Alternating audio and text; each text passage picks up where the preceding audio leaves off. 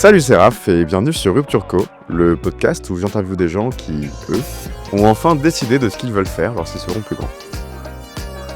Bonne écoute.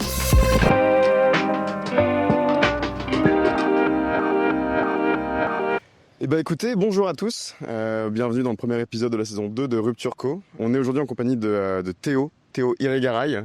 Donc déjà, salut Théo, comment tu vas ? Bah écoute, ça va très bien, et toi ? À merveille, on est à La Réunion, il fait un temps magnifique, à Saint-Gilles, sur la plage.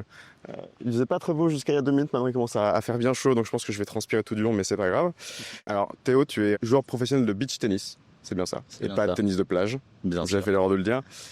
Théo a à son actif 2 médailles de bronze des championnats du monde de beach tennis, une flopée de prix, de titres dans tous les sens depuis une dizaine d'années, et notamment 2 titres de champion d'Europe. Ouais. Donc ma question Théo, c'est quand tu parles à un inconnu que tu te présentes ou que tu veux juste dire ce que tu fais dans la vie, tu dis quoi ? Bah tout simplement Théo Irigaray, joueur professionnel de beach tennis, c'est tout, je veux pas plus loin, je dis pas tout mon palmarès ou quoi que ce soit quoi. Par peur d'impressionner les gens et de les intimider. Moi, même pas par peur, mais c'est juste que je sais pas, voilà. Je comprends.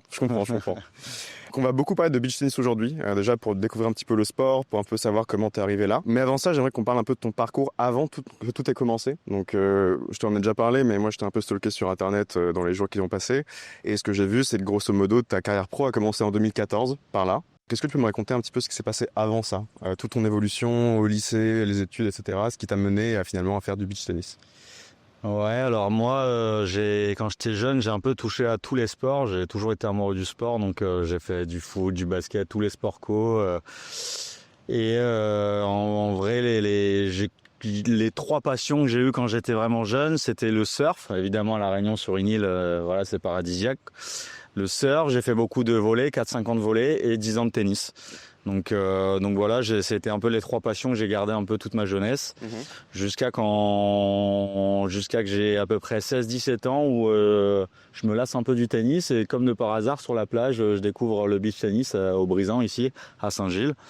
Et du coup, à partir de là, sport de raquette, j'ai tout de suite accroché, les pieds dans le sable, torse nu, il fait beau, il fait chaud, on est sur la plage. Il y a pire.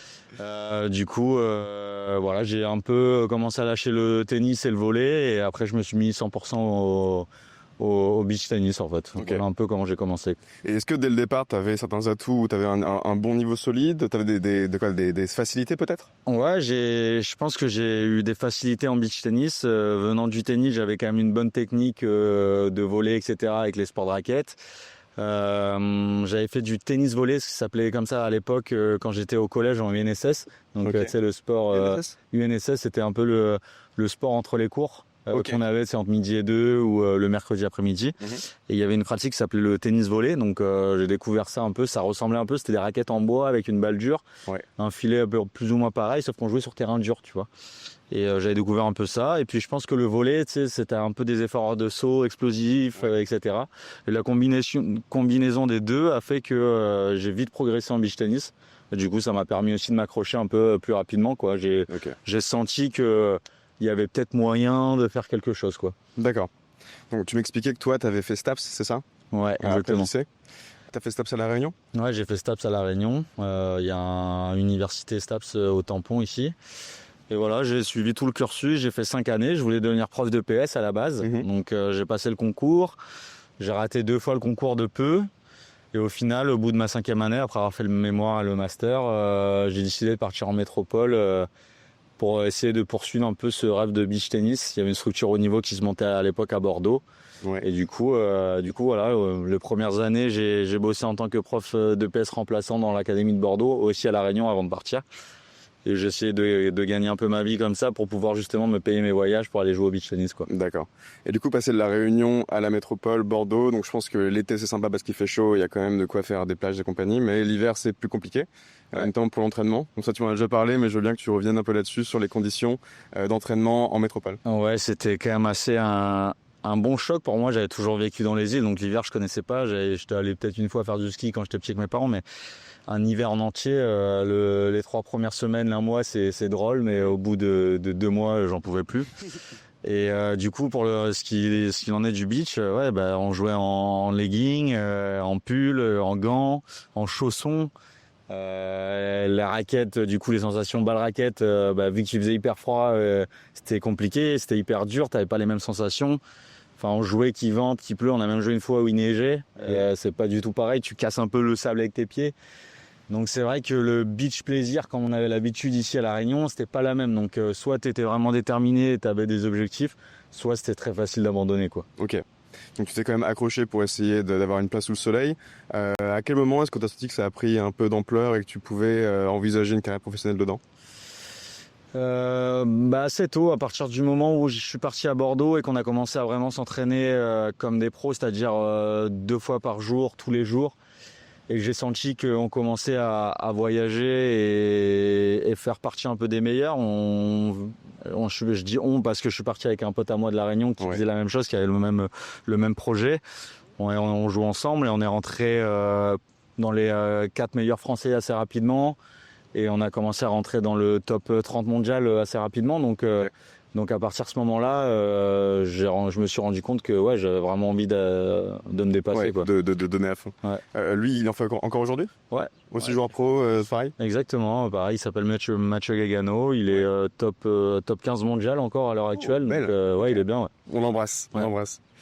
Et donc explique-moi un petit peu de ce dont je me souviens. Il y a 3 jours quand on avait discuté, tu m'as expliqué que les débuts, quand tu voulais percer un petit peu, devenir pro, c'était compliqué, notamment d'un point de vue financier, parce que la fédération. Donc tu m'expliquais que que le beach tennis était rattaché à la fédération de tennis en France et que c'était pas un sport qui était forcément très populaire à l'époque, mais qui a pris un peu d'ampleur depuis. Donc d'où venaient les fonds, qui te sponsorisait, qui te permettait d'en vivre? Commençons par là, déjà. Pour revenir un peu au début, c'est vrai que moi, au début, à côté, j'étais prof de PS remplaçant pour justement pouvoir payer mon loyer, à manger et quelques compètes à l'extérieur. Et en fait, j'ai décidé de me lancer à fond dans mon projet à partir du moment où on a eu quelques subventions avec la Fédération française de tennis. Okay. À cette époque-là, elle aidait les 3 meilleurs Français, je crois, qui étaient aidés dans le top 50 mondial ou un truc comme ça. Et donc à partir du moment où j'ai eu cette aide, plus à côté le RSA, etc., les petits trucs de filou, là j'ai décidé de me lancer à 100%. Et donc du coup ça a commencé comme ça, quelques petits sponsors à droite à gauche qui te filaient 500 balles, 800 balles par-ci par-là. Ouais. Et voilà, donc j'avais peut-être une enveloppe à l'année de, on va dire en tout mis ensemble, de 10-15 000 euros maximum. Donc c'est la précarité, mais ça permet de survivre et de continuer à faire sa passion, quoi. Exactement, okay. Voilà. Et est-ce qu'à l'époque, tu t'étais mis un peu une deadline où tu t'es dit, si dans 2-3 ans, j'ai pas percé, j'arrête et du coup, je reprends un taf normal ou pas du tout? Ouais, bizarrement, en fait, j'ai jamais eu ce truc de deadline dans ma tête. C'est vrai que j'entends beaucoup parler maintenant aujourd'hui. Je sais pas si c'est parce que le sport s'est beaucoup plus professionnalisé et du coup, c'est peut-être aussi plus dur d'y arriver au plus haut niveau. Mais moi, non, j'ai jamais eu ce truc-là. Peut-être parce que j'étais persuadé que j'allais y arriver, je sais pas. Ouais. Mais j'ai jamais eu ce truc de j'ai une deadline. Si là, je suis pas top 10 ou top 20 ou je gagne pas tant d'argent, j'arrête en fait. Okay. C'était tellement, je prenais du plaisir, c'était ma passion et en fait, au départ, je le faisais, c'était plus par passion, mais je gagnais pas des 1000 et des 100. Je me disais pas, je peux vivre vraiment du sport, quoi. Ouais. Et au fil et à mesure, au final, ça s'est fait. Je commence à gagner un peu d'argent et c'est là où peut-être j'ai un peu plus cru, quoi. Ok. Et est-ce qu'il y a des gens, donc là tu me parlais de, comment il s'appelait pardon ton pote? Mathieu Gagano. Donc Mathieu Gagano et toi, vous avez réussi à percer dans le sport et en vivre. Est-ce qu'il y a des gens que tu connaissais qui n'ont pas réussi? Ouais, des gars de ma génération un peu, je pense notamment à notre pote qui s'est un peu reconverti en tant que préparateur physique, Hugo Kilici, qui venait de La Réunion aussi, qui a pas réussi à percer. Il y en a plein d'autres qui au final étaient kinés, ils ont basculé, ils ont continué que là-dedans. Donc non, il y en a plein qui ont pas réussi à percer autant que nous. En vrai, si tu fais pas partie des meilleurs, au bout d'un moment, financièrement, tu m'étonnes. T'es obligé de changer de voie. Et d'ailleurs, à ce niveau-là, donc, quand vous avez des sponsors ou des subventions, est-ce qu'il y a un retour qui est attendu, des attentes en termes de performance? En fait, là, en tout cas au niveau de la Fédé, les subventions, tu pouvais y avoir droit, en tout cas à l'époque, que si tu étais top 30, je crois. Ok, donc c'est lié. Et voilà, si tu étais top 30, tu avais, je sais pas, je vais te dire 2000 euros dans l'année. Si tu étais top 15, tu avais 3000. Si tu étais top 10, tu avais 5000. Okay. Ça marchait comme ça, en fait. Ouais. Et c'était que 3 places, je crois. Ah ouais, donc il fallait s'accrocher, quoi. Ouais. Et tu penses que pour percer, qu'est-ce qui a peut-être fait la différence entre toi et les gens qui n'ont pas réussi? Est-ce que c'est de la rigueur? Est-ce que c'est une facilité? Est-ce que c'est des facteurs extérieurs? Moi, je dirais que je me considère pas talentueux. Donc, j'ai toujours essayé de bosser plus que les autres, d'en faire toujours plus. Et j'ai surtout toujours cru en moi, malgré ce qu'on me disait. Ouais. On a souvent essayé de m'écarter. À chaque fois dans les groupes, j'étais pas le meilleur. Mais moi, j'ai toujours cru que j'avais la capacité d'y arriver. Donc voilà. Après, si on peut dire, j'ai peut-être un talent du fait que je suis déterminé et que j'aime travailler, j'aime bosser, j'aime m'entraîner. Donc je pense que c'est vraiment ça qui a fait la différence, quoi. De toujours croire en moi, de viser haut et d'être déterminé et d'avoir de la rigueur quand même dans le travail, quoi. Ouais, t'avais les crocs et t'as réussi à persévérer. Parce que du coup, un des sacrifices potentiellement qu'il faut dans ce genre de métier-là, de passion-là, c'est que t'es obligé de te donner à 100%. Et malheureusement, j'imagine que t'es obligé de faire des compromis sur peut-être la famille, peut-être les copains, copines, peut-être ce genre de choses. Ouais, c'est exactement ça. T'as pas la même vie que les autres. Bien évidemment, quand tu fais ça, t'as une vie où tu voyages, où tu t'entraînes et tu gagnes un peu d'argent avec ça. Mais au final, tu perds souvent des moments de famille, des anniversaires. Bien sûr. Tu vois tes potes qui font la fête, t'as envie d'être avec eux, tu rates ces moments-là. Peut-être moi à l'époque, je faisais beaucoup de surf, je les voyais partir en trip surf et des trucs comme ça, j'avais envie d'y aller mais je pouvais pas. Donc voilà, tu perds ces moments-là, c'est un monde où t'es un peu seul aussi malgré tout. Donc ça c'est sûr que c'est pas facile. Après voilà, j'y pensais, t'as des moments où t'es un peu triste, mais j'étais quand même content de faire cette vie-là. Okay. Je t'avoue que maintenant, en étant un peu plus vieux, j'ai besoin d'un peu plus d'équilibre de vie. Je fais peut-être moins de sacrifices que je fais, mais il faut toujours en faire quand même. Ouais, bien sûr. T'as 32 ans, c'est ça là ? Ouais. Ok. Et du coup, d'être en métropole à ce moment-là, est-ce que le fait de ne pas être à La Réunion te manquait ? Tu parles d'amis qui partaient en trip, etc. Est-ce que c'était des amis d'ici ou de métropole ? Ouais, d'ici. Moi, ma vie, ça a été tous mes amis proches, vraiment proches d'enfance, ils étaient tous d'ici, donc. Donc ouais, c'était surtout en fait le manque du pays aussi. Hein, quand t'es habitué à une certaine température, un certain cadre de vie, tu te retrouves en métropole dans le froid, des trucs comme ça, c'est pas pareil, quoi. Donc, tu m'étonnes. Donc voilà, après au final, quand t'as la tête dans le guidon et tu sais ce que tu veux, t'as tes objectifs, c'est vrai que t'oublies un peu vite fait ça, quoi. Moi, je m'en rends plus compte maintenant. En fait, je me dis quand même, j'avais ce cadre de vie là, j'ai quand même fait tout ça. C'est quand même. Ouais, c'est clair. T'en rends un peu plus compte après, quoi. Tu m'étonnes. Est-ce que tu revois cette période, donc tes débuts il y a 10-15 ans grosso modo, avec c'était des bons moments, t'en gardes des très bons souvenirs, ou alors est-ce que t'as tellement trimé que t'es juste content d'avoir réussi à passer outre ? C'est quoi ta vision de cette période-là ? Non, moi je suis content de tout ce que j'ai fait, de même les moments un peu difficiles, les choix, etc. Je pense que ça m'a appris vraiment beaucoup de choses sur moi et sur la vie, donc en vrai, j'ai vraiment pas de regrets en fait. Je pense que si c'était à refaire, je le referais, tu vois. Donc, tu ferais des choses différemment ? Ouais, je pense que je ferais les choses différemment, parce que toute l'expérience que j'ai acquérie ces années-là, si j'avais pu l'avoir à 20 ans, je ferais les choses différemment, c'est sûr. Comme quoi, par exemple ? Peut-être essayer d'avoir justement un peu plus d'équilibre dans ma vie à côté du sport, pour justement quand je suis dans le sport vraiment avoir moins de frustration peut-être. Essayer de mettre plus d'accent sur le côté repos et recovery, tu vois, un peu prendre plus soin de moi, de mon corps, et avoir peut-être des programmations plus intelligentes dans ce qui est tournoi, entraînement, faire les choses un peu mieux pour justement avoir une longévité à haut niveau encore plus longue, quoi. Même j'aurais peut-être pas eu les blessures que j'ai eues, etc. Donc peut-être ça, ouais. D'accord.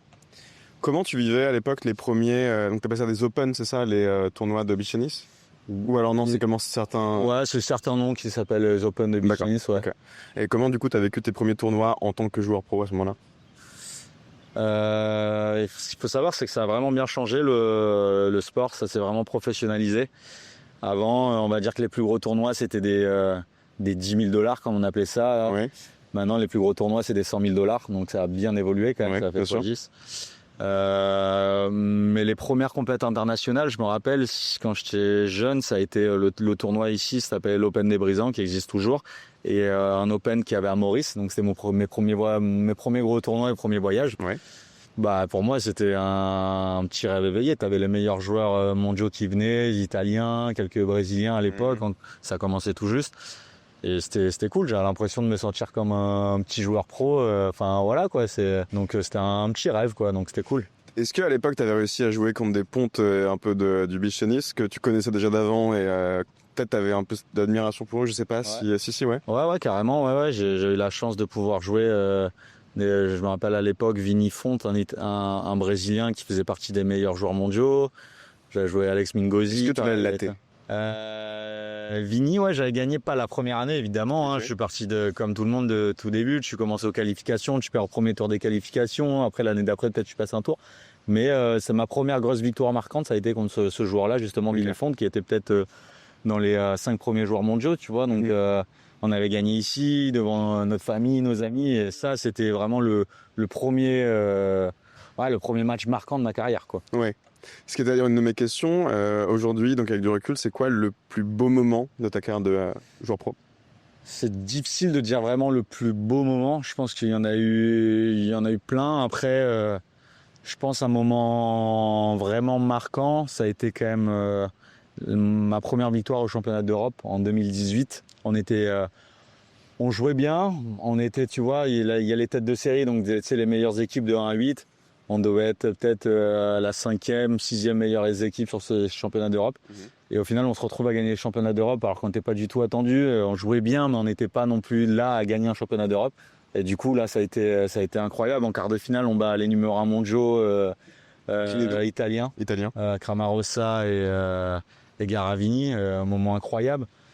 Et on se retrouve aller en finale et gagner en finale. Donc ça, c'était un beau moment. C'était, si je dis pas de bêtises, en Lettonie. Et c'est en 2018, c'est le même jour, je crois, il y a la France qui gagne la Coupe du Monde de foot, tu vois. Ah, incroyable! Le même jour, donc c'était hallucinant, quoi.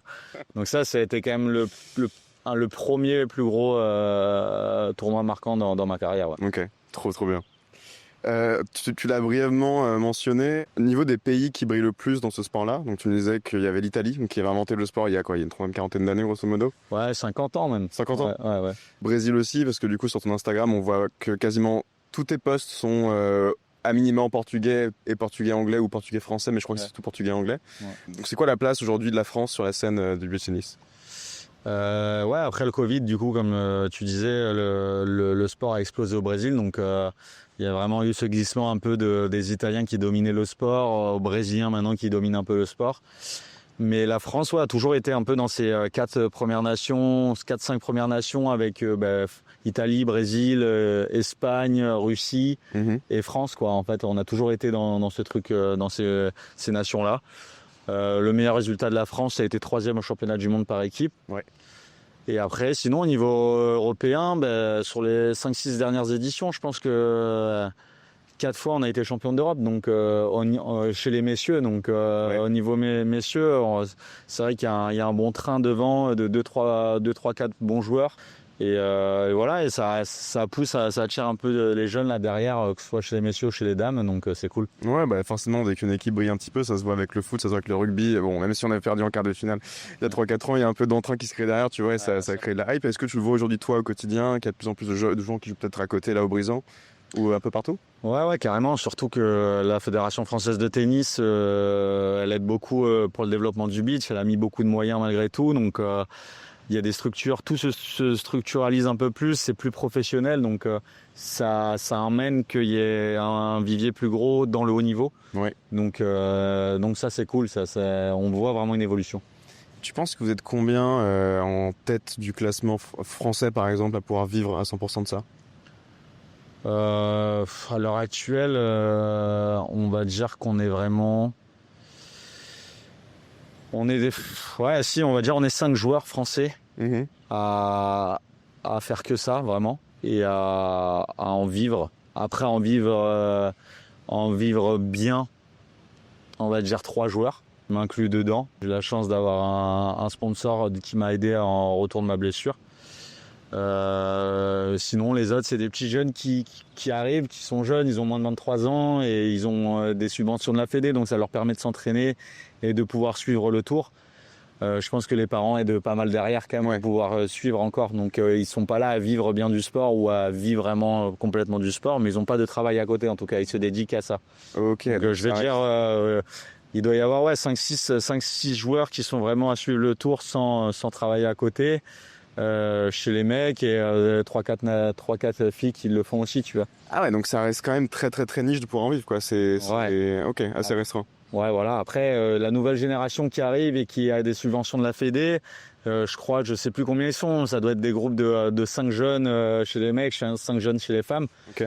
Donc je crois qu'ils font que ça. Après, Ouais. il y a les parents qui mettent un billet derrière et qui aident. Donc voilà. Parlant des parents, tu m'expliques que les tiens donc ont toujours vécu à La Réunion. Ils Ouais. ont grandi ici aussi? Non, mon père il vient de Bordeaux et ma mère de Paris. De Paris, ok. Et ils sont à Saint-Paul, c'est ça? À Piton-Saint-Leu. Piton-Saint-Louis, excusez-moi, je vais pas me tromper. Bon, bah, on les embrasse. Tu parles du fait de pouvoir s'entraîner à 100% et d'en vivre. C'est quoi justement le quotidien d'un joueur pro de beach tennis?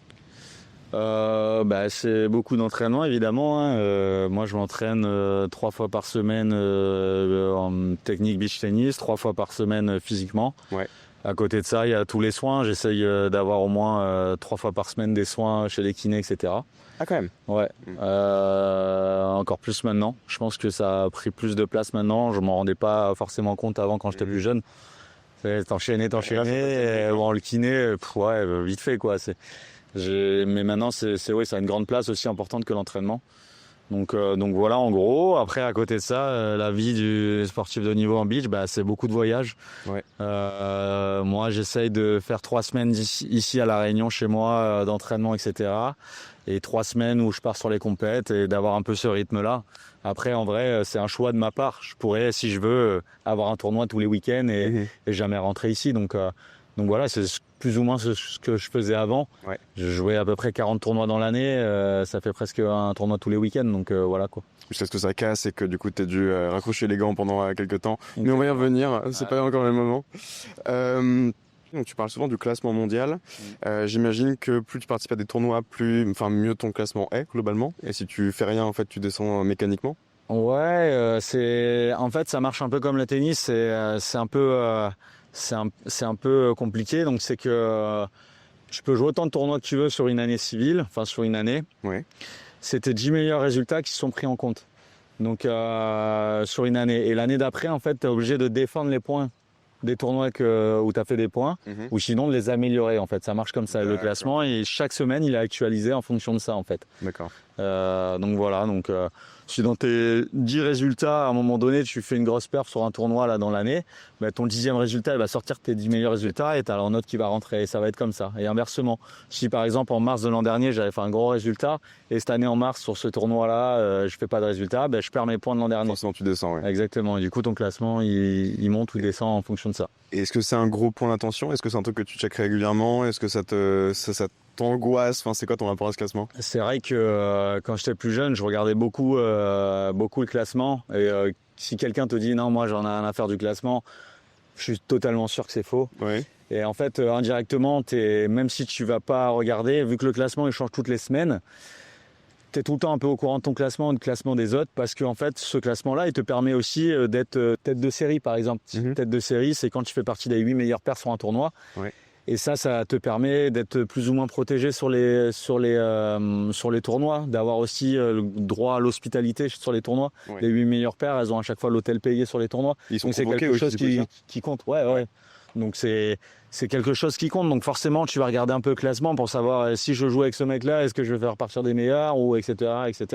Donc forcément, tu es obligé d'avoir un petit œil dessus quand même. Et est-ce que là, tu es satisfait de ton classement actuel? Écoute, moi je reviens de blessure, j'ai recommencé avec aucun classement, donc je suis reparti du début. J'avais juste mes 5 premières compètes où j'avais un classement protégé qui me permettait de rentrer dans des gros tableaux. Et là je suis 47e joueur mondial, il me reste encore 3 compètes avant la fin de l'année. Moi mon objectif pour finir l'année c'était d'être dans les 60, donc je suis grave content d'être dans le top 50. Donc contrat entièrement rempli, donc pour l'instant ça va. Ouais, je suis content. T'es prêt pour aller dans les Caraïbes du coup dans une semaine? Ouais, c'est ça, semaine prochaine. À Aruba dans les Caraïbes. La vie est dure. Ouais. On en parle du coup maintenant depuis une petite demi-heure, mais on n'est pas vraiment dans les règles du jeu et je pense que c'est quand même important pour que les gens comprennent comment ça se passe et quel est ton quotidien. Donc est-ce que tu pourrais assez succinctement m'expliquer les règles du beach tennis? À toi. C'est simple, on va jouer sur un terrain de 16 mètres de longueur, 8 mètres de largeur, séparé par un filet de 1m70 chez les dames et 1m80 chez les mecs. On joue en 2 contre 2. Les raquettes, c'est en carbone Kevlar. C'est des raquettes qui font à peu près 50 cm et entre 20 et 22 mm. Okay. Et les balles, c'est des balles de mini-tennis, la semi-molle. Voilà ce qu'il en est. Après, sur les règles du jeu, c'est comme au tennis. Donc ça se compte, c'est 2 sets de 6 jeux. Un jeu, il faut faire 4 points. Donc on compte 15-0, 30-0, 40-0. La différence avec le tennis, c'est qu'à 40A, c'est un point décisif et il n'y a pas d'avantage. Ouais. Et voilà. Et au service, on n'a qu'un service et pas 2 services comme au tennis. D'accord. Voilà les différences un peu. Très clair. Okay, et pas de rebond, bien évidemment, parce que c'est le sable. Et du coup, j'imagine que dès que la balle touche le sol, c'est out en gros, c'est notre truc. C'est point. Si elle touche dans le côté adverse, c'est point pour toi. Si tu la mets dehors, c'est point pour les autres. Bien évidemment, comme au tennis grosso modo. C'est qu'il n'y a pas de rebond. Un match dure combien de temps en moyenne ? En moyenne, on va dire entre 45 minutes et 1h30. Ok, donc c'est quand même du gros cardio explosif pendant 45 minutes, 1h30. Ouais. T'es séché quoi à la fin. C'est un effort différent du tennis. C'est beaucoup de petits efforts sur un laps de temps court. Donc c'est les échanges durent entre, 7 secondes et on va dire peut-être 30 secondes, tu vois. Donc on va pas faire des échanges d'1 minute. Où ça peut arriver, mais c'est très très rare. Donc c'est plein de petits efforts explosifs, surtout. Ok. Et t'as une pause en match ou alors c'est d'une traite ? Entre comme au tennis, le premier jeu et après entre tous les 2 jeux. Tous les 2 jeux, voilà. Ok. Et quand tu fais un tournoi, donc après ça dépend si tu arrives directement dans les poules ou alors que tu as accès directement au tableau éliminatoire, j'imagine, mais en moyenne, le tournoi dure combien de temps ? Tu fais combien de matchs ? Donc ça dépend si c'est un gros tournoi ou pas. Les plus petits tournois, ça peut durer 2 jours. Et les plus gros tournois, ça va jusqu'à 5 jours. 5 jours, ok. Voilà, et tu as un match, soit sur les gros tournois, tu as un match par jour. Ou sinon, quand c'est des tournois sur 3 jours, en général, tu as un match le premier jour et après, c'est 2 matchs et 2 matchs. Ah ouais, c'est intense. Ouais, c'est vrai qu'à l'époque, il y a quelques années encore, je me rappelle, on faisait sur 2 jours les tournois et le premier jour, tu avais 3 matchs dans la journée.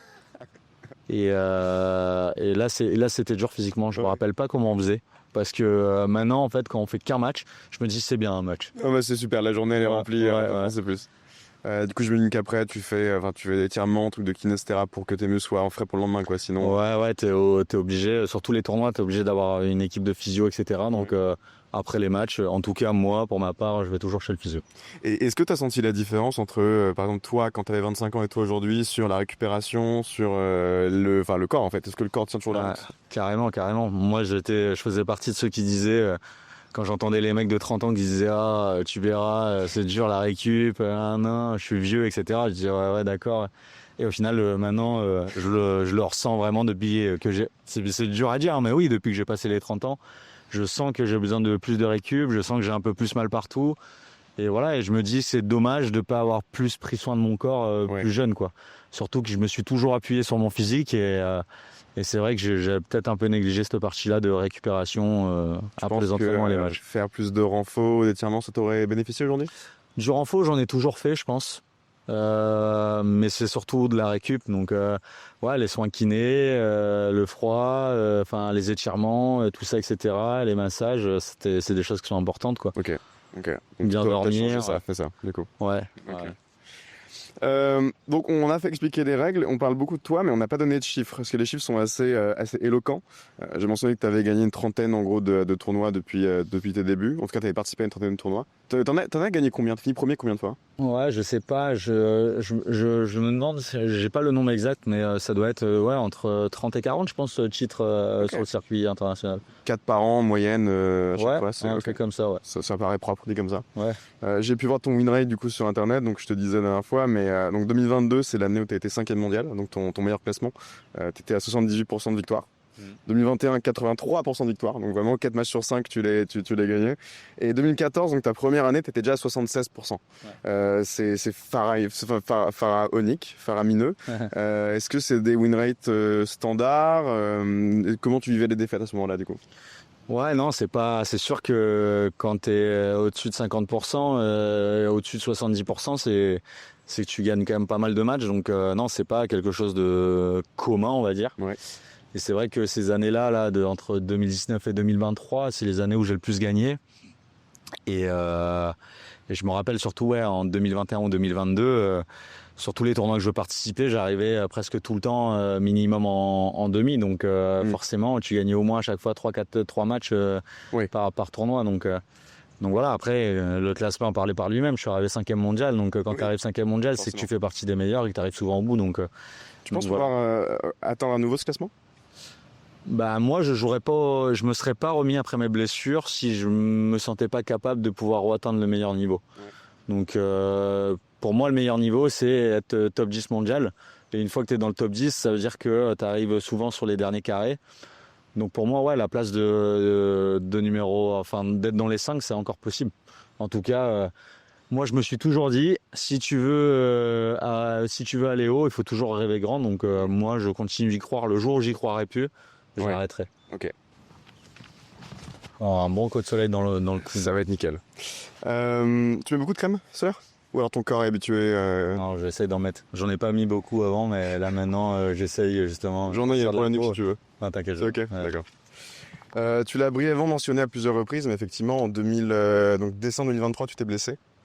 Ce qui t'a malheureusement mis out de la compétition pendant 1 an et demi. Est-ce que tu peux nous raconter un petit peu comment ça s'est passé ? Du coup, décembre 2023, fin de saison. Saison assez compliquée, la fin de saison, la deuxième partie de saison. Sur un appui tout seul, un changement d'appui, je me suis fait les ligaments croisés et le ménisque. Et du coup, il s'ensuit opération en janvier, rééducation. Tu veux que j'enchaîne et je raconte tout ? Ah vas-y, ouais. Et du coup, je fais à peu près 5-6 mois de rééducation. Et au bout de 6 mois de rééducation, au centre de rééducation à Cabreton, sur un changement d'appui, pareil, mon pied glisse et je me repète le croisé encore une deuxième fois. Et ménisque encore. Du coup, réopération, 1 mois plus tard, en août, je crois, un truc comme ça. Je fais l'opération, nickel, et là, au bout d'une semaine, infection. Du coup, retour à l'hôpital, et du coup, on a refait une opération pour nettoyer le genou. Et après, on a commencé le processus de rééducation de nouveau. Donc, année 2024, pas évidente, quoi. Compliqué. C'était comment mentalement le jour où ça t'est arrivé, première fois ?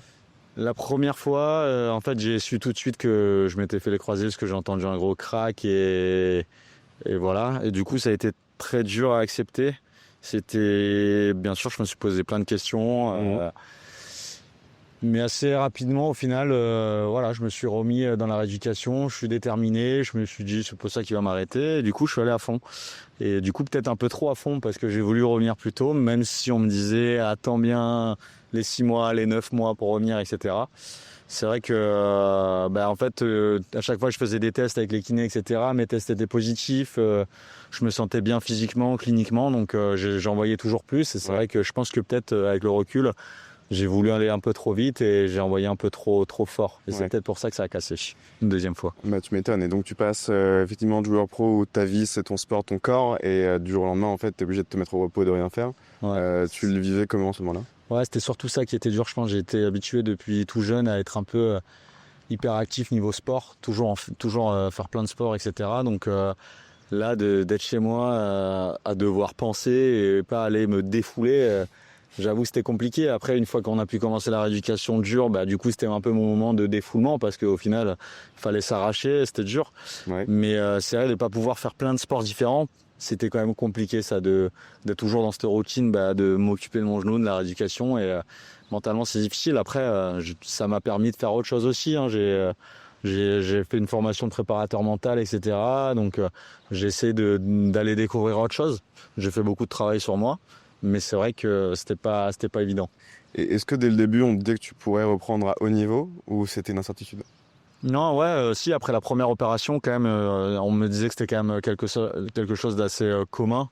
Bien évidemment, dès que je me suis pété, je suis allé regarder sur Internet quel sportif de haut niveau avait eu les croisés et a pu revenir à haut niveau. J'ai fait mes recherches. Ouais. Donc je savais que c'était pas insurmontable et tout le monde était était plutôt positive. Donc non, j'y ai cru après la première. D'accord, ok, ça va. Donc c'était pas non plus Non, ouais, au fond du trou. exactement, ça allait. Il y a une vidéo qui parle de ça sur ton compte Instagram. Je crois que c'est quand l'annonce de l'équipe Nox, quand tu as intégré l'équipe Nox, a été faite, où il est mentionné, c'était un accident, il est mentionné la notion d'amputation et de dépression. Ouais. Est-ce que c'est des choses du coup auxquelles tu as été confronté? Ouais, exactement. Ouais, ça a été après la deuxième opération et après l'infection surtout.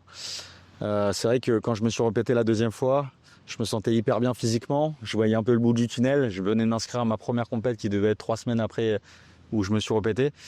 Donc là, ça a été vraiment un coup dur. Là, pour le coup, ça a été difficile à digérer. Je me suis dit, qu'est-ce que j'ai fait au bon Dieu pour mériter ça, quoi.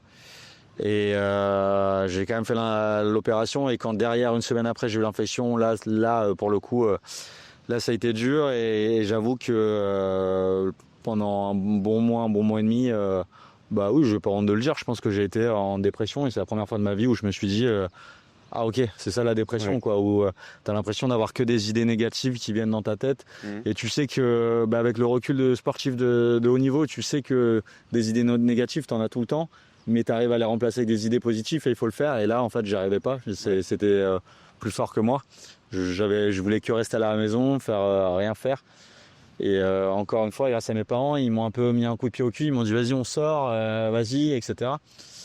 Et du coup, j'ai réussi à sortir de ça, mais c'est vrai que j'ai vécu un peu cette période de dépression. Et pour revenir, oui, sur le truc d'amputation, etc. Ouais, en fait, quand j'étais à l'hôpital avant l'infection, qu'on savait pas trop si c'était un généralisé, si c'était dans le sang, enfin, type leucémie, etc. Quand je demandais au médecin chirurgien, bon, mais qu'en est-il, quoi? Est-ce que je vais pouvoir rejouer au niveau, etc. Il était pas du tout positif quoi, enfin il était franchement je sais pas quoi, j'en sais rien et ça m'avait mis un coup au moral et il me disait oui si c'est généralisé ou si ça te prend vraiment toute la jambe etc on peut en arriver jusqu'à une amputation donc quand il m'a dit ça moi c'était pas un truc que je pensais possible en fait au départ donc là ça m'a mis un coup et là là c'était dur. Ouais, c'est très compliqué. Qu'est-ce qui tu penses t'a le plus aidé, sauvé pendant cette période-là?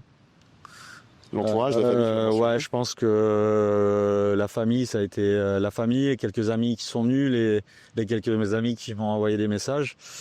Mais ouais, cette notion de famille, je pense que ça a été le truc essentiel et c'est ce qui m'a permis de remettre un peu aussi cette notion de famille dans les choses les plus importantes dans la vie, tu vois. C'est des choses un peu que tu oublies quand t'es focus dans ta vie un peu de sportif de haut niveau et c'est des choses un peu que j'ai négligées, je laissais un peu la famille de côté, même la santé, peut-être que j'en prenais pas forcément autant attention et ça m'a permis de remettre de l'attention un peu sur les choses essentielles de la vie, la famille, la santé et le sport quoi en fait quoi. Ok, donc tu as réussi à faire cette expérience catastrophique pendant 1 an et demi à une bonne leçon finalement? Ouais, je pense que si vraiment tu veux t'en relever et essayer d'être positif, il faut réussir à apprendre des choses et essayer de trouver les choses positives dans les échecs de la vie ou les choses difficiles un peu, tu vois. Sinon tu broies du noir toute ta vie et t'avances pas en fait quoi.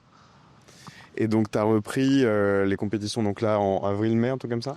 Ouais, j'ai repris en mai avec l'Open de La Réunion. J'étais pas forcément prêt, mais ça me tenait à cœur que ce soit sur cette compétition-là.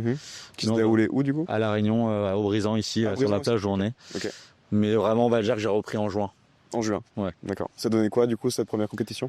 À La Réunion, j'ai passé un tour étonnamment. Je me sentais pas du tout prêt. J'ai quand même réussi à passer un tour, donc j'étais content, agréablement content, surpris.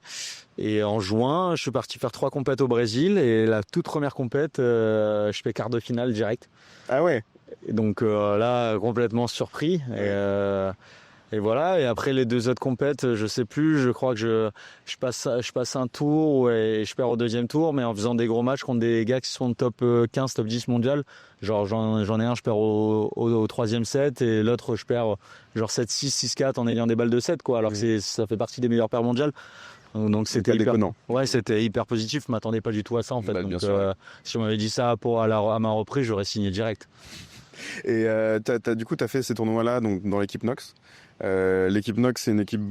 Ils ont une équipe brésilienne, c'est ça, dont tu fais partie? Alors, Nox, c'est un sponsor espagnol à la base. Nox, ça vient d'Espagne. Et moi, je suis sponsorisé par Nox Brésil. D'accord.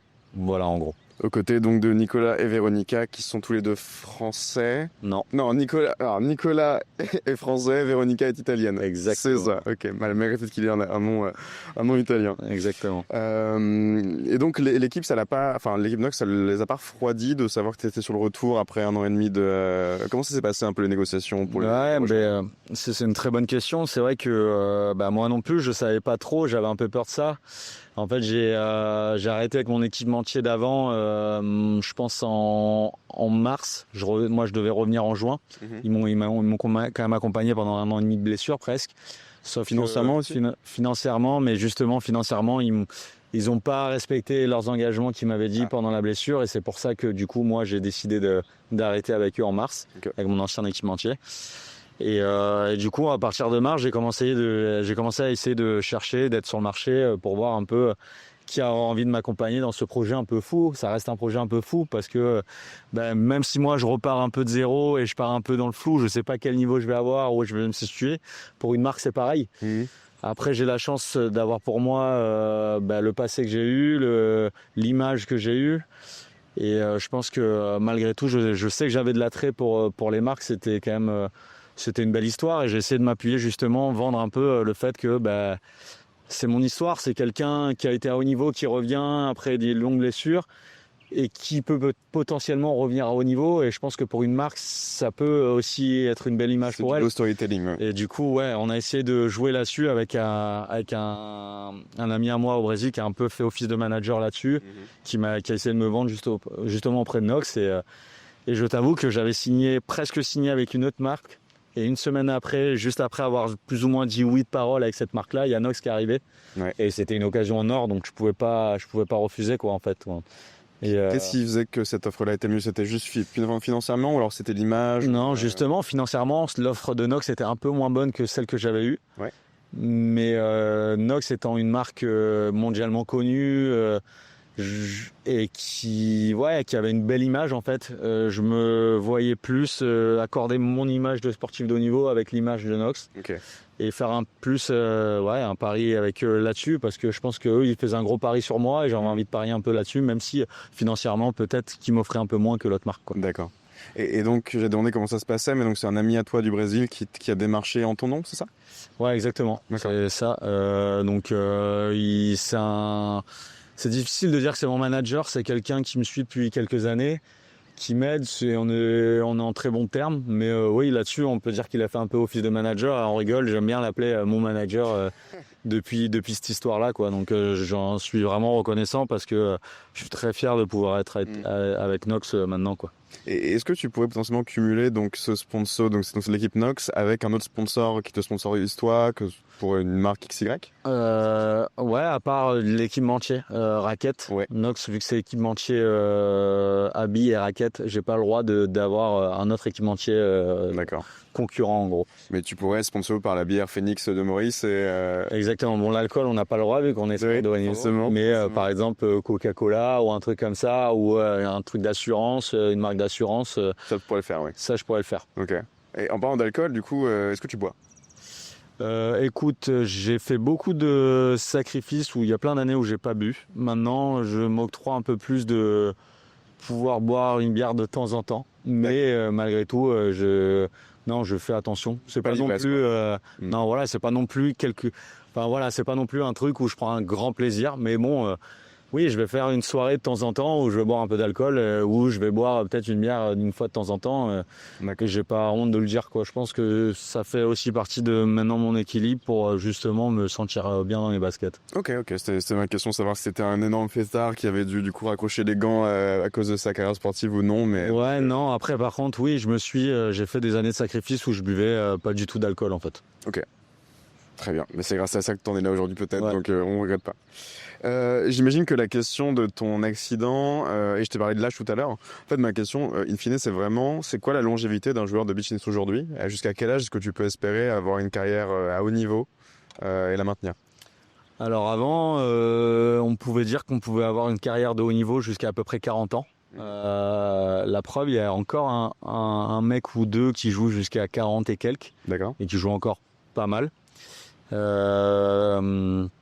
Maintenant, je pense que vu que le sport s'est professionnalisé, qu'il y a de plus en plus de jeunes joueurs qui arrivent à haut niveau très tôt, je pense que ça s'est un peu raccourci, un peu comme dans tous les autres sports.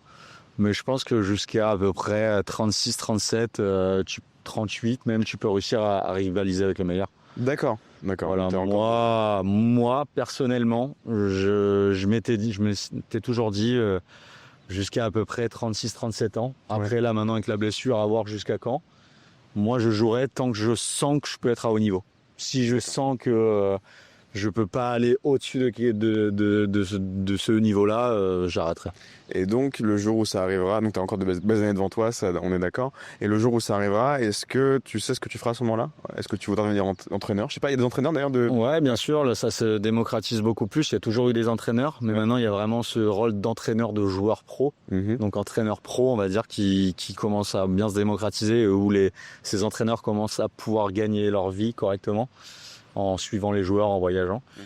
Et bien sûr, moi, c'est un truc qui m'attire. Depuis quelques années, j'organise des cliniques à peu à l'étranger, donc c'est-à-dire c'est à but lucratif au départ, mais c'est quand même quelque chose qui m'attire. Venant du milieu de l'enseignement avec STAPS, etc., ça m'a toujours attiré.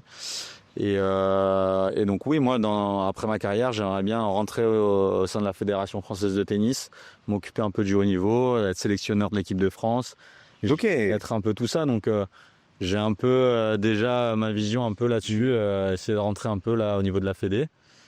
Et voilà, et après j'aimerais bien plus tard, à plus long terme, essayer de monter ma structure beach ou ma structure au niveau, etc. Et gérer un peu tout ça, quoi. Ok, trop bien. Donc on sait pas aller et t'as un plan pour l'avenir directement, quoi. Bah, j'ai eu le temps de penser pendant ces 1 an et demi, 2 ans de pause, donc oui, j'ai un peu plus pensé à l'après-carrière, quoi. Ok. Et est-ce qu'aujourd'hui t'as un rêve en tant que joueur pro de gagner un tournoi spécifique ou de classement ou Ouais, le rêve est toujours le même. J'ai toujours eu ce rêve-là depuis le début, c'est de gagner l'Open des Brisants ici à La Réunion. D'accord. Souvent, il y a cette question-là qu'on me pose dans les interviews, si tu devais gagner un tournoi, quel serait-il? Et j'ai tout le temps la même réponse, c'est toujours celui-là. Et on me dit, les championnats du monde, ouais, ce serait cool d'être champion du monde, mais je sais pas pourquoi, moi, je préférerais gagner ici, en fait. Parce que c'est ton tournoi, quoi. Enfin, t'es à la maison. C'est là où j'ai commencé le beach, il y a ma famille, il y a mes amis. Ouais, je suis comme on dit ici, un petit gars à la cour, tu vois, donc un gars d'ici. Donc moi, ouais, ça me tiendrait beaucoup plus à cœur de gagner ici que même un championnat du monde. Tu l'as pas déjà gagné celui-là? Je l'ai gagné en mixte et en simple, mais pas en double homme, qui est comment dire, l'épreuve reine, quoi. L'épreuve reine, exactement. C'est pas l'épreuve le terme qu'on cherche, mais je crois qu'on en a compris. C'est ça. Et je voulais te demander, oui, donc tu as mentionné aussi l'équipe nationale, donc l'équipe de France. Donc tu as été sélectionné à plusieurs reprises, dont les 2 fois où tu as fait 3e, donc médaille de bronze. Comment ça se passe, la sélection? Comment tu es convoqué? C'est quoi un petit peu l'histoire autour de tout ça? Alors, ce qu'il faut savoir, c'est qu'il y a 2 compétitions avec l'équipe de France dans l'année. Il y a les championnats d'Europe, où là, il va y avoir 2 doubles hommes et 2 doubles femmes sélectionnés, donc 4 joueurs et 4 joueurs. Et là, le tournoi, c'est un tournoi normal. Donc, comme circuit, c'est juste que tu représentes ta nation avec un coéquipier qui est de la même nationalité que toi. Et tu as les championnats du monde par équipe qui sont sous format Coupe Davis, un peu comme au tennis, où là, tu vas avoir 3 hommes et 3 femmes sélectionnés. Et là, ça va être des rencontres. Par exemple, la France va jouer contre le Japon. Et il va y avoir un double femme, un double homme et un double mixte. Et le résultat de la rencontre, c'est qui a gagné le plus de rencontres. Donc, c'est-à-dire, moi, la France a gagné un double homme et un double mixte, et le Japon un double femme. Ça fait 2-1 pour la France. On a gagné la rencontre. On passe au tour suivant. Okay. Voilà, en gros. Et est-ce que tu as le droit de décliner la convocation? Tu as le droit de décliner la convocation, mais je pense que si tu déclines une convocation sans raison valable, je pense que tu es un peu blacklisté pour la suite. Ouais, bien sûr. Puis d'autant plus si tu veux bosser à la Fédé après. Ouais, c'est pas top. J'imagine que t'es rémunéré, t'es défrayé pour les championnats du monde. Ouais, ça c'est pris en charge par la fédération voilà. Il y a eu les JO à Paris l'année dernière. Tout le temps des sports nouveaux qui arrivent, d'autres sports qui s'en vont. Est-ce que tu as eu un jour l'espoir que le beach tennis soit aux Jeux Olympiques? Et est-ce que ça peut un jour arriver selon toi? Ouais, ça fait longtemps qu'on en parle. Ça doit faire déjà 5-6 ans qu'on parle du beach tennis aux Jeux Olympiques. C'est un souhait de tout le monde, de l'ITF qui est International Tennis Federation, et des fédérations. Normalement, de ce qu'on avait compris, c'est qu'on avait tous les critères pour pouvoir être sport en démonstration aux Jeux Olympiques pour après devenir Jeux Olympiques. Ouais. Sauf qu'il manquait un peu de développement dans les autres continents. Donc, c'est-à-dire il fallait que ce soit plus développé en Asie et en Océanie. D'accord. Et là, on remarque depuis un an ou deux que justement, il y a de plus en plus de tournois justement au Japon, à Hong Kong, enfin dans la partie un peu Asie, Océanie, Australie, etc. Ouais. Justement pour essayer d'avoir tous les critères pour pouvoir un jour être aux Jeux Olympiques. En tout cas, c'est un des souhaits de l'ITF et ils font tout pour justement pouvoir y arriver. Donc moi, je pense, j'y crois. Je sais pas quand, mais je pense que ça pourrait arriver dans les années à venir. Donc, dans tous les cas, on sait que ça n'aurait pas lieu dans 3 ans aux États-Unis. Sûr que non. Sûr que non. Et dans 7 ans en Australie, je crois. C'est à Brisbane, ouais. Donc ça, on espère. Ouais. Donc au final, c'est assez proche. C'est long et proche à la fois. 7 ans, c'est pas si loin non plus. Donc pourquoi pas. Surtout que le sport se développe bien là-bas ces derniers temps. Il va y avoir un très gros tournoi l'an prochain là-bas. Ça va être le premier gros tournoi là-bas. Là, pour l'instant, il y a que des tournois intermédiaires. Donc je pense que c'est en cours en tout cas. Donc on peut espérer un Théo Irigaray. Dans 7 ans, j'aurai quel âge? J'aurai 39 ans. 39 ans, on sera sur je serai au top, quoi. Sinon, mais bon, si je suis pas en tant que joueur, j'ose espérer y être en tant qu'entraîneur, en tout cas. Okay, ce serait une très très belle histoire. Et justement, donc ton surnom c'est Irigafly. Ouais. Est-ce qu'il y a une histoire derrière ce surnom particulier? Ouais, carrément. Parce que tu t'envoles tellement quand tu fais des smash que du coup c'est venu de là. Ouais, bah c'est un peu ça. En fait, il y avait une amie à moi ici qui s'appelle Magali Garnier, une ancienne joueuse de l'équipe de France d'ailleurs aussi, avec qui j'ai joué quelques mix, etc. Et en fait, moi j'avais pour habitude de faire beaucoup de sauts. J'avais un jeu très explosif, tous mes smash je saute, et souvent en fait j'avais un smash un peu à ma marque de fabrique où quand je sautais, je me mettais un peu à l'horizontale dans les airs, c'est-à-dire que je levais les jambes et j'étais comme ça. Ah ouais, ok. Et après je retombais un peu sur les fesses, quoi. Et donc du coup, un jour, je sais pas pourquoi, comme ça, elle s'est dit hey, Irigafly, elle m'a appelé comme ça. J'ai bien aimé le nom, j'ai un peu gardé ce nom-là, je me présentais un peu comme ça. Et après, un peu partout dans le monde, en fait, les gens ont un peu utilisé ce coup comme Irigafly, en fait. Et du coup, j'ai gardé un peu ce nom-là et ça a été un peu ma marque de fabrique, quoi. Ok, donc t'as laissé une empreinte indélébile sur le sport par ce move, quoi. Ouais, ok, exactement. trop bien. Il me semble que je crois l'avoir vu peut-être sur Instagram, on était Reels potentiellement. Ouais. C'est un truc que tu mets en avant, j'imagine. Ouais, bien sûr, ouais. Bah, je pense à un peu ce qui fait ma marque de fabrique, ouais. c'est moi, c'est un peu comment dire, ouais, c'est ma petite touche à moi, quoi. Et c'est toi aussi qui gères, j'imagine, tes réseaux, etc. Ta com, enfin c'est. Alors chez Maison. Pas que. J'ai eu des équipes de marketing un peu au Brésil. Il y en a beaucoup qui gèrent un peu ça. Donc j'ai eu 1 ou 2 équipes de marketing. Là actuellement, c'est moi qui gère.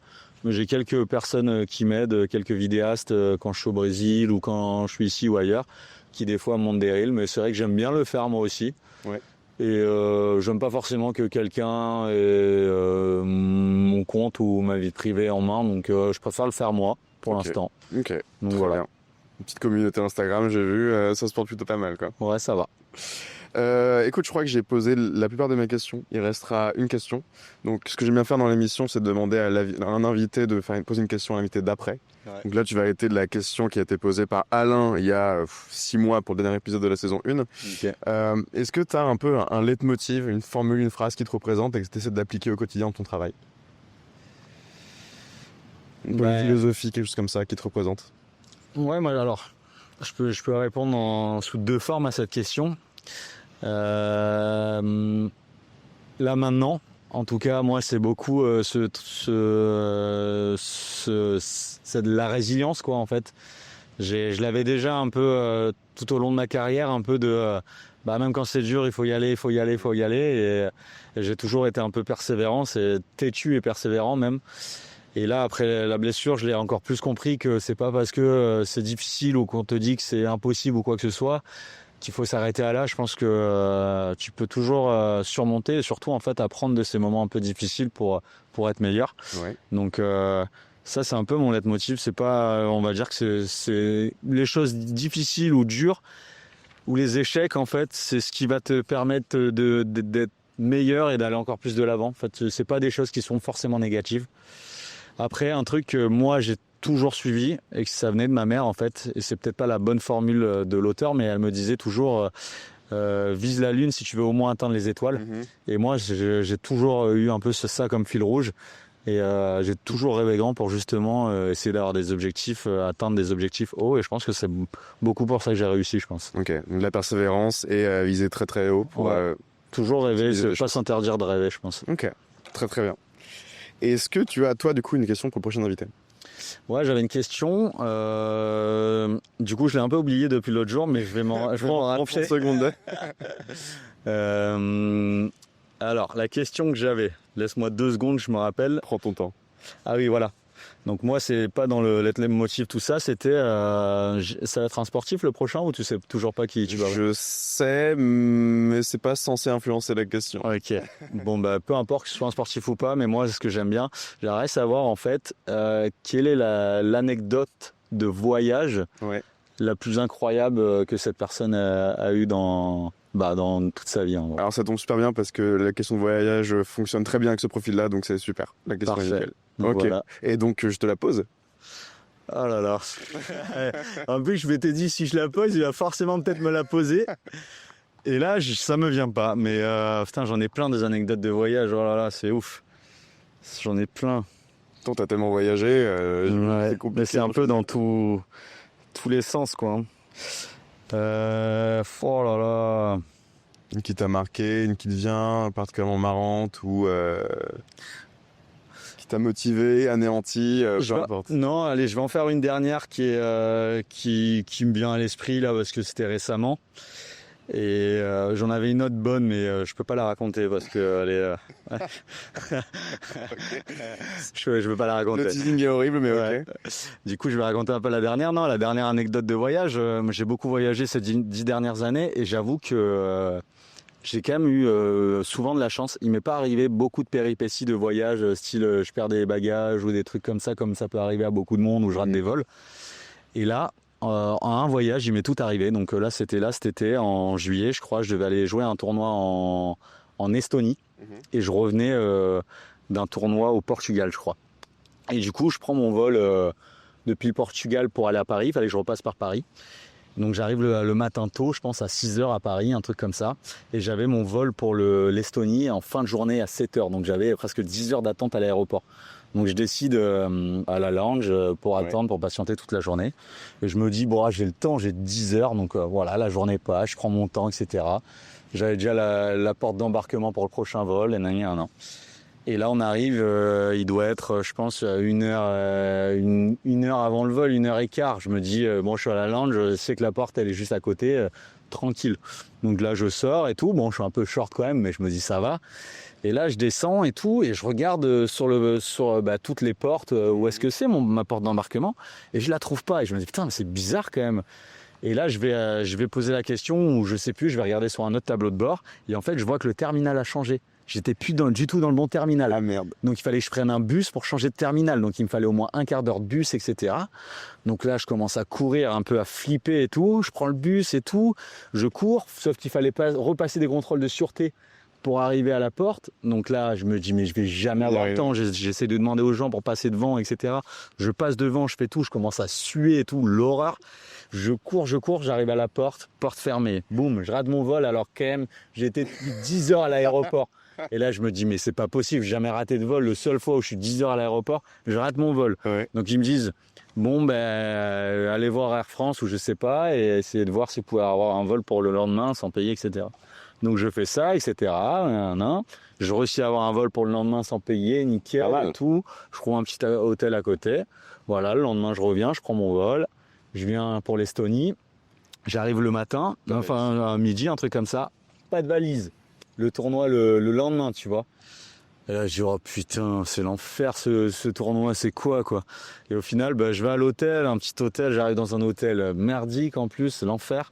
Je reviens le soir chercher ma valise. Elle arrive, enfin, et au final, je fais le tournoi et je gagne le tournoi. Ah, incroyable. Alors que je revenais, ça doit être mon 4e ou 5e tournoi depuis ma blessure. Et je m'attendais pas du tout à gagner un tournoi aussi rapidement. Et là, après toutes ces péripéties, je me retrouve à gagner le tournoi. Donc je trouve, anecdote assez sympa malgré tout. Et encore une fois, tu as réussi à transformer un événement catastrophique en victoire. Donc je pense que c'est assez représentatif. Exactement. Parfait. Écoute, merci beaucoup Théo. Qu'est-ce qu'on peut te souhaiter pour la suite ? D'être en bonne santé. Ouais. Euh, Pas de genou. Exactement, dans tout. D'être en bonne santé, de prendre du plaisir sur le terrain et si je peux avoir quelques bonnes victoires et pouvoir atteindre les objectifs, ça peut être cool. Magnifique. Bah écoute, on te le souhaite. Merci beaucoup d'avoir pris part à cet exercice et à la prochaine. Merci à toi, c'était très sympa. Merci d'avoir écouté Rupture Co. Si l'épisode t'a plu, n'hésite pas à partager, liker ou même simplement nous le faire savoir sur nos réseaux sociaux. Tu retrouveras tous les liens en description. En attendant le prochain épisode, pose-toi la question. Et toi, tu veux faire quoi quand tu seras plus grand ?